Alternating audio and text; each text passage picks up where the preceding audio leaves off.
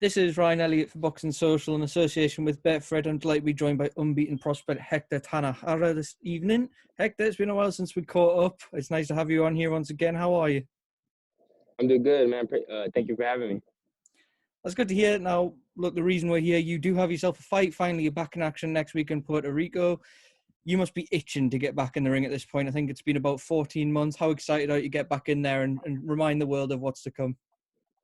Yeah, like you said, I'm itching to get in there. I felt like I was gonna show people, who I was in my last fight that fell through. But like you said, I'm itching and I'm excited to get back in there. It's been 14 months. It's been a long time, but I'm ready. I'm ready to show everyone what I got and who I am.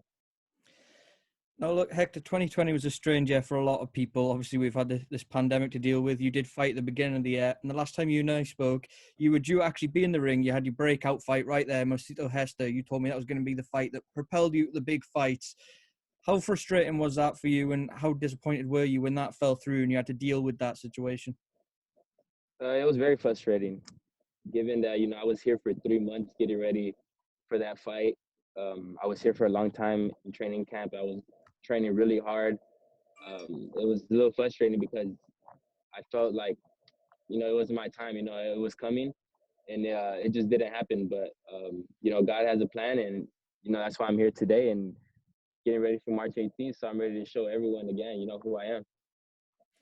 After all that frustration and that period of waiting for an opportunity like this to come up, did your 2020 just become about being patient? Did you have to just stay in the gym and be ready for when that call did come? Exactly. I feel like 2020 showed us a lot, even if you don't, a lot of people don't have access to the gym, but that doesn't mean you can't stay active and keep training. That was a big thing that I kept doing. I kept staying active. I kept staying, patient. Just waiting for the call whenever it happened, and here we are now. Let's talk about the fight next weekend. You are fighting Alberto Machado, very experienced, got good power as well by all accounts. How much have you watched of Alberto and what kind of fight are you expecting as well next week?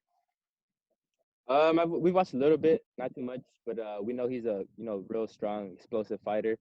He was a world champion, so he's not just any other fighter. He was a world champion. He knows what it takes to become a world champion. He has experience, but I feel like it's gonna be a great fight. It's gonna be a fireworks fight. Um, it's gonna be. I know it's definitely gonna be a Hector Tanajara that no one's ever seen. So I'm excited to showcase that. Is it important for you to have a fight like this? You mentioned he's got the world championship experience. He's got the power as well. Is this the perfect fight in your mind to make sure everything, all boxes are ticked ahead of a world title push this year? Exactly. I think this is the perfect fight for me. Like you said, given that he was a world champion and he has that experience, once I beat a guy like this, it puts me up there. It shows that I can and I'm ready to hang in with the top guys in this weight division. There's so much excitement around your weight division at the minute. Given all the excitement and the buzz, and you want to catapult yourself right into that mix, and a lot of these guys are DAZN fighters as well.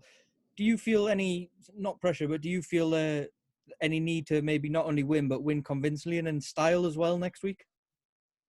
I feel no pressure at all. Um, I just know I got to go in there and do the game plan that me and my team have.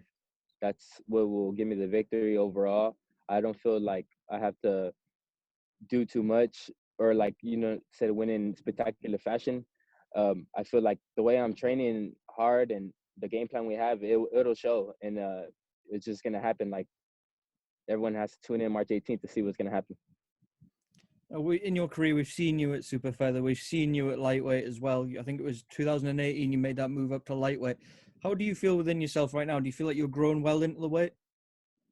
Yeah, I feel like I've grown very well into this weight. I feel much stronger, much more explosive. Just all around better at this weight class. I feel like it's helped me, a whole bunch. I was a big guy for 130, and it was getting hard to make. So I think this move up to 135 has helped me a lot. As I mentioned, the lightweight division is on fire right now. If you get that win next week and you're right there in the title equation with all these big, exciting fights ahead of you, in your mind, when you think about it, who is priority number one if you win? Have you got any name in mind that you look at and think that's the guy I'd love to face? I don't got any particular name in mind. I feel like after this fight, I'll be ready for whoever. I feel like I'm ready for whoever right now, but whoever is easiest fight to make with, however things turn after this, however my manager and team feel, who's gonna be next, who they negotiate with, I'm ready for whoever. As I mentioned, there are a couple lightweights on your side of the street, so to speak, over on DAZN there. We've got Ryan Garcia. We saw him against Luke Campbell, so we'll start there. I'm sure you caught some of the fight at least. What did you make of Ryan's performance? Show real courage to get off the canvas and win in such emphatic fashion in the end. No, yeah, he showed a lot of courage in that fight. Got up and finished him.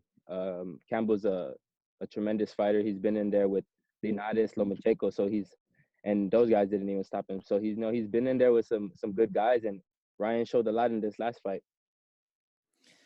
Another fighter I wanted to get your thoughts on, Devin Haney. He seems to be looking for an opponent. There's been talk of Fortuna, of Linares. He said he wanted Ryan Garcia. Ryan doesn't seem particularly interested in that fight. Is that a fight that you would like down the line if that became available? Yes, definitely. That would be a fight I would like. And hopefully after this fight, it happens. We keep hearing talk of the new four kings with this crop of American lightweights. I'm sure you've got your own ambitions to go and gate crash that as well yourself. Right now, when you assess what's around you, though, who do you see as the best lightweight in the world?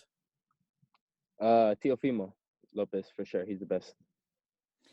I wanted to get your take on another fight, Hector, while I've got you here. We are expecting a war next weekend between Miguel Burkel and Oscar Valdez. That could be a fantastic fight, a fight of the air contender for sure. What's your thoughts on the fight? Do you think we can expect that all-Mexican war? Definitely. I think two Mexicans going at it, there's always going to be a war.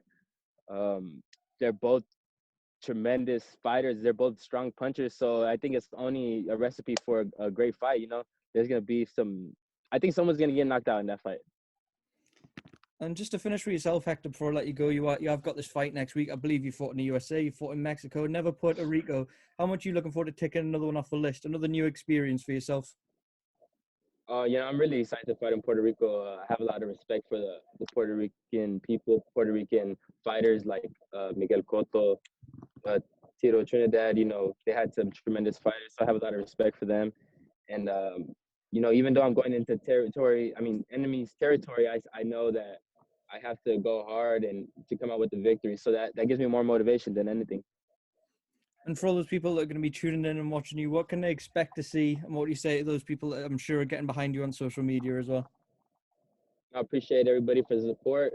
Stay tuned. March 18th, you're going to see the best Hector Tanajara you ever seen. All right, Hector, well, thank you so much for your time. Good luck with the fight. I'm sure we'll catch you afterwards, okay?